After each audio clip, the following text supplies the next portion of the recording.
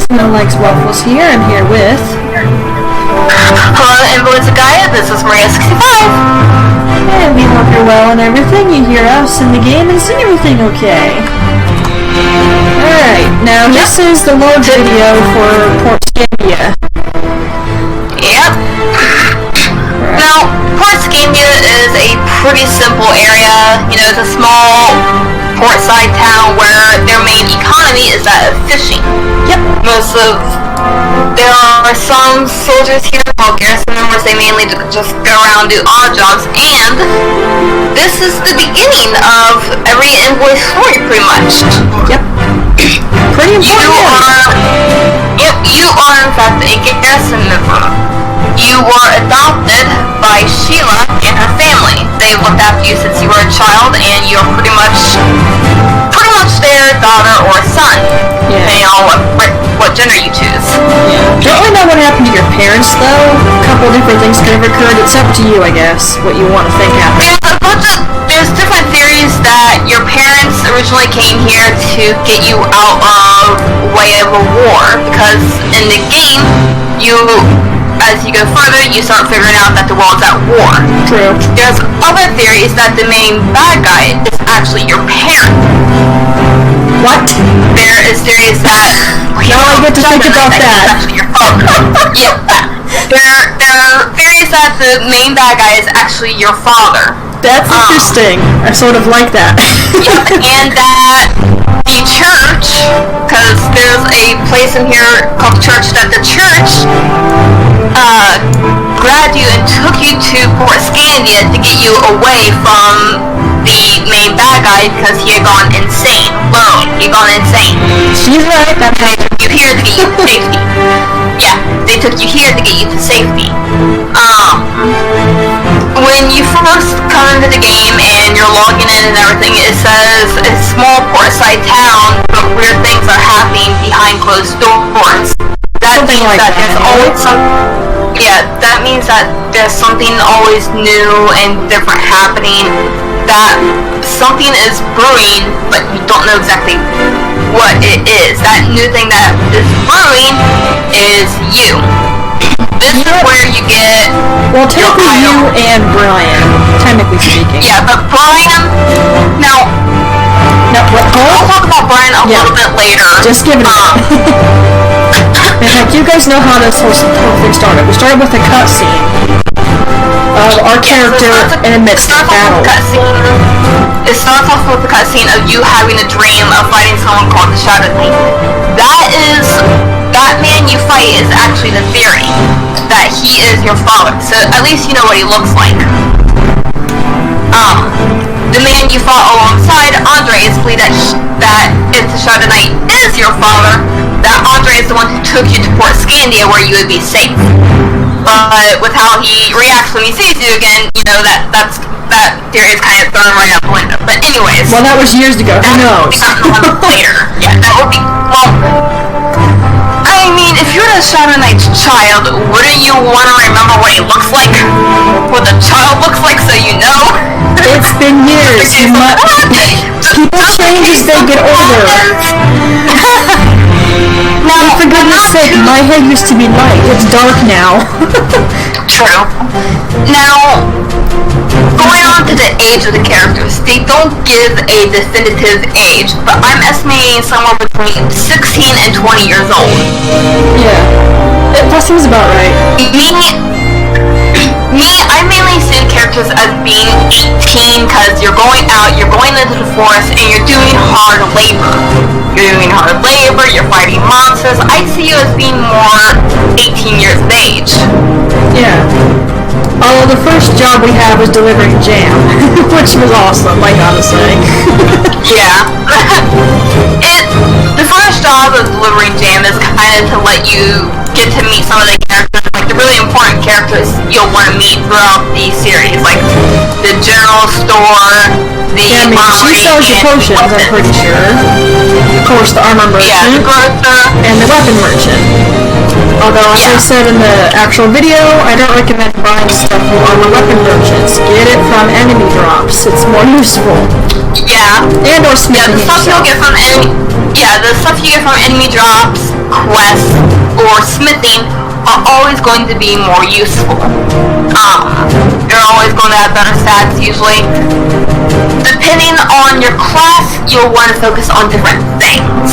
Yeah, but let's not get too hung up on talking about armor and crap. We're here for something else. Yeah, I'm not. So. This portal over here, that pretty much takes where you need to go. My theory on this, because it is somewhat lore related, is that these crystal portals appeared when the Cube of Gaia showed up on Terra, which is what the world is called. As far as I'm concerned, the world is called Terra. And the world of Gaia is where the Eidolons came from. These crystal portals showed up probably after the Cube of Gaia showed up. And that's why they have so much power. That's why they're able to take you to different places, because the Cube of Gaia's power runs throughout the entirety of Terra now. Seems plausible. Right, so after your jam delivery job, you get a job where you go meet the chief, which is your adopted father pretty much in the game. Yep. And you overhear a conversation where the ocean has been more dangerous and the monster population is going up. Yeah, and that also suggests that this is new, this has not happened before. Something is causing the monsters to get like this, which also equates to you, as you're now starting to get involved in this. You're starting to go out there and realize what's going on. And then, well, I'll get to it when we get out there. Yeah. Alright. Job, you go to the logging site. Whee! Whoa, lag spike. I'm gonna get this a little bit. Bear with me, everybody.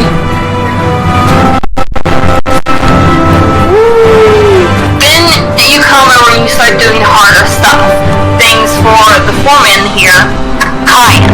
I call him Kyan because there's another person here who has a name that's pronounced exactly the same way, which is called Kane. Foreman could also be called Kane, but I call him Kyan. It's easier that way. Yeah, so when we get our work from him, he mentions the first time you hear the name, Brian asks. He's just basically saying the guy hasn't shown up for a while, we get his job. Because, I mean, hey, he's not here. Yeah, he's not here, you pretty much get his pay. So, you do something of taking care of the bunny hops here. Just like that. And your next job is waking the sleeping lumberjack. Which is hilarious. Oh, yeah. I mean, they deserved it, they were slacking. Yeah, and when you come back, you know, you kind of figure out that Kyan's a very strict man, but he also knows that this is an important job. The village needs the wood. You can't really slack on this job. I mean, it's for building, it can be for repairs, it can be for firewood, you kind of need it. Yep. And apparently, as you're doing this job, it's a bit more labor intensive than you're really used to, and you collapse from exhaustion. Which brings you over here. I thought that was your body starting to get the power you were going to gain. It could also be that, but he says it seems like you're exhibiting some of the symptoms the other lumberjacks have. That's true. Yeah, alright. It's only after you go around and you collect the stuff that Cal needs to create a potion. Now, after you took that potion, you got sick, and that's when your Eidolon shows up. My theory on that is the potion was actually more of a poison. He mixed it wrong, and it was actually more of a poison. And so basically, your Eidolon saved your life. Pretty much, this blue orb shows up and kind of expels the poison from your body, saving you. But it's still not fully awakened. Yes. So, very much that's when you start. That's when you start getting scared and you go meet someone by the name of Flower. I'm stuck. I'm stuck. Help me! Oh boy. Duel me! Get me out of this! I'm stuck! I don't know what you expect me to do. You can't jump? I can't move! Save me!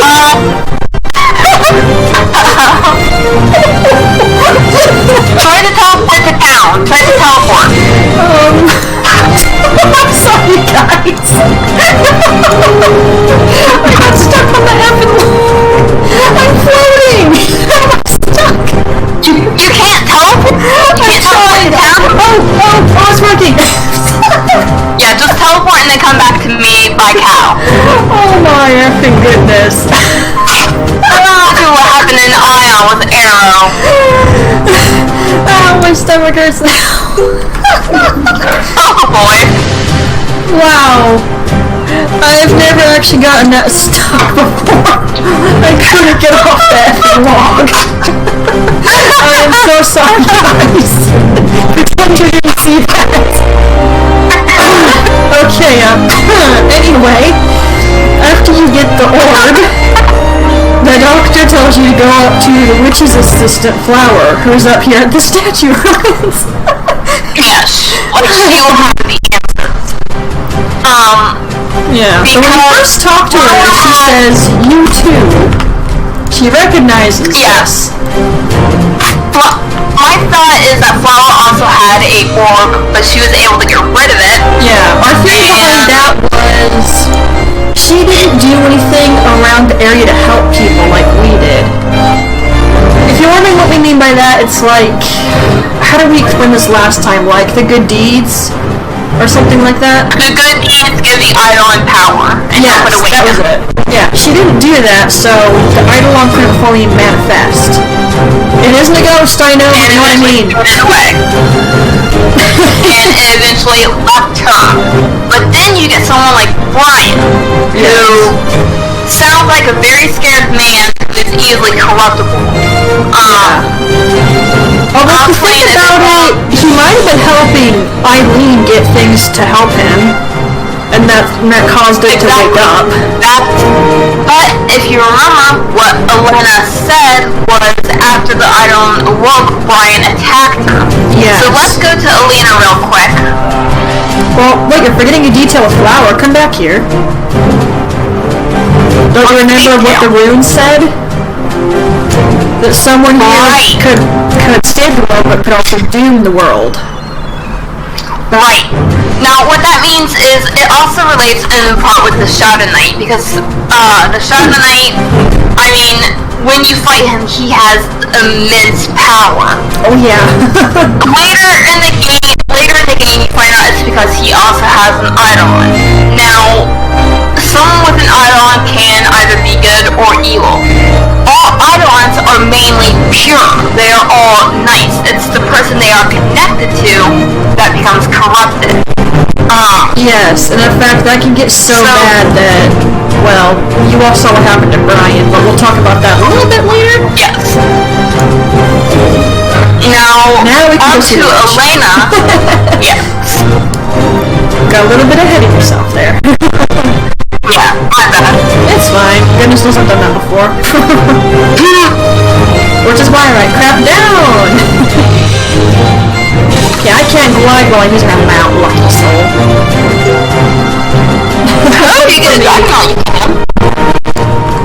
Now, this is Elena. She's not necessarily a witch, but she does use magic.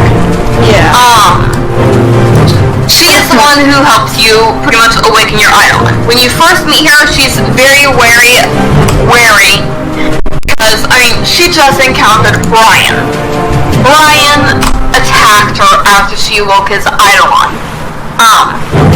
She wasn't trying to awaken the Eidolon, she was actually trying to get rid of it, but during that process, the Eidolon woke up.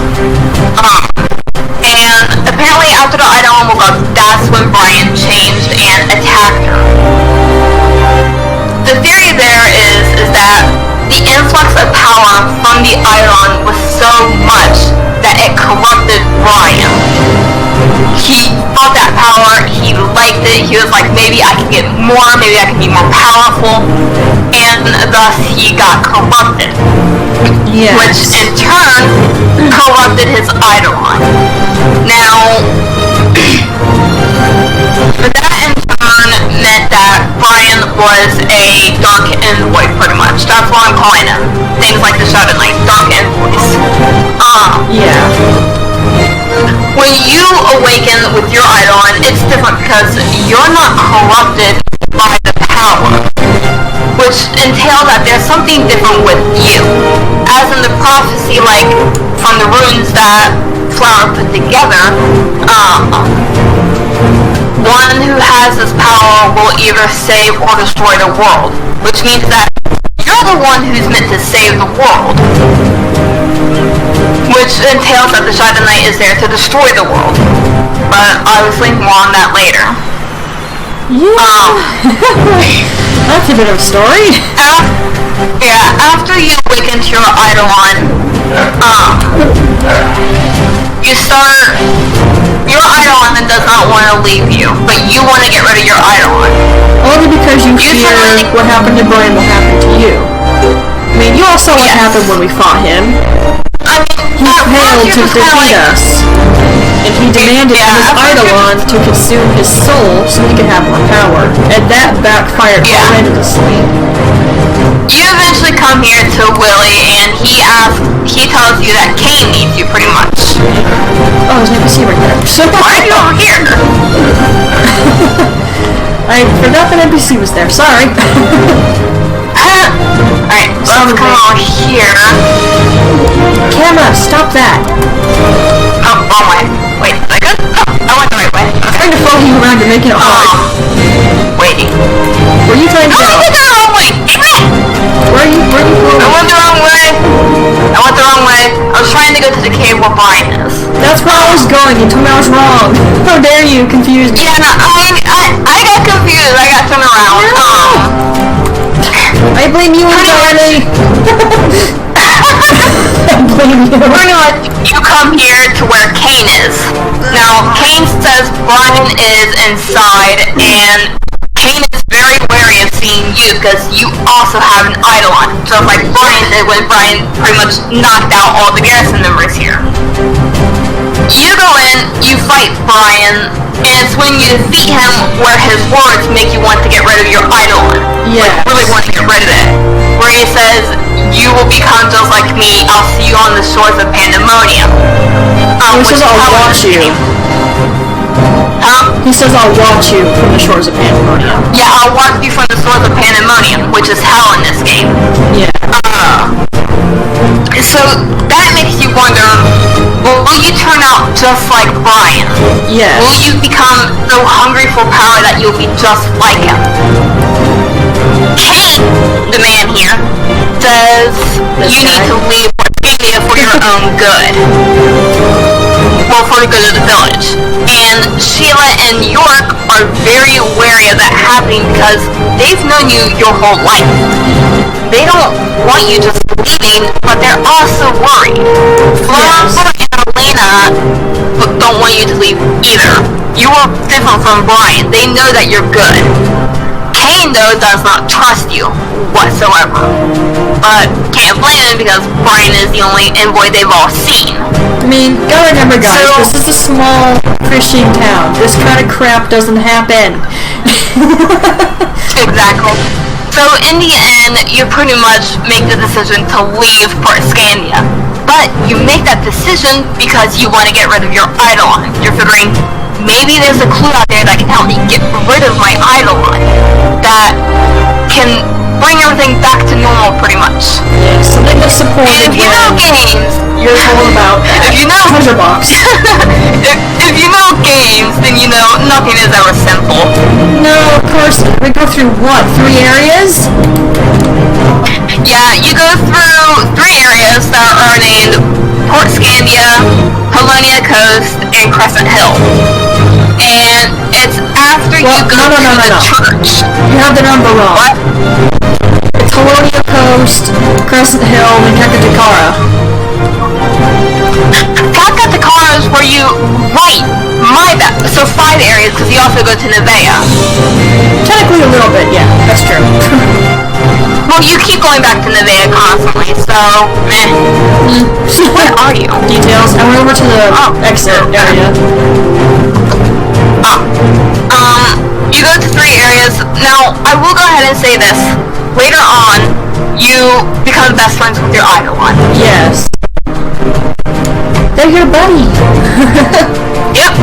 You've been through so much with them that you don't want them to leave, but I'll explain that in a different video. Most likely the Cat Get the Car Lord video. Yeah.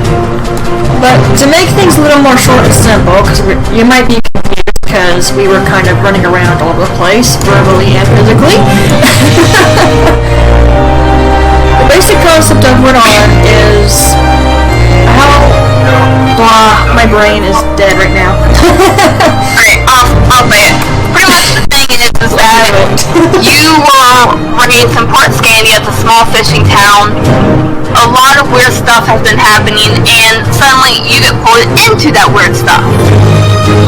And eventually, after doing some things, you obtain an Eidolon, and it kind of scares you. So you go around seeking help, and your Eidolon eventually awakens because you're helping out people, which gives the Eidolon power enough to awaken. All that positive energy, son. And then you find out there's another envoy of Gaia who is corrupted. You fight him, and his words scare you into wanting to get rid of your Eidolon much. Thus, you leave Port Skainda trying to find a way to get rid of your Eidolon.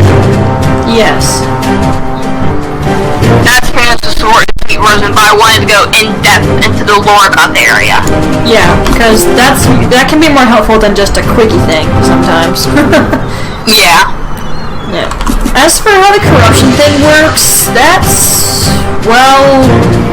there's actually different ways that can happen, but more often than not, it's what you saw happen to Brian. Someone who gets power hungry, who just wants more and more. It's like, if you just handle things slowly, just bring your Eidolon up gently, you don't rush into it like an idiot, you're gonna be fine. Yeah. In fact, it makes you wonder about the Shadow Knight, but... well, he had a certain his situation's a little different with all the BS he got into. True. He may have had an Eidolon, but there was a lot of stuff got mixed up in. Yeah, he got corrupted way after he got his Eidolon, but we'll go into depth about that later when we actually start meeting him and getting to know him, and you're wondering, how did this happen? We'll tell you later. Yeah. Alright, that will make the end of this lore of Port Skainda.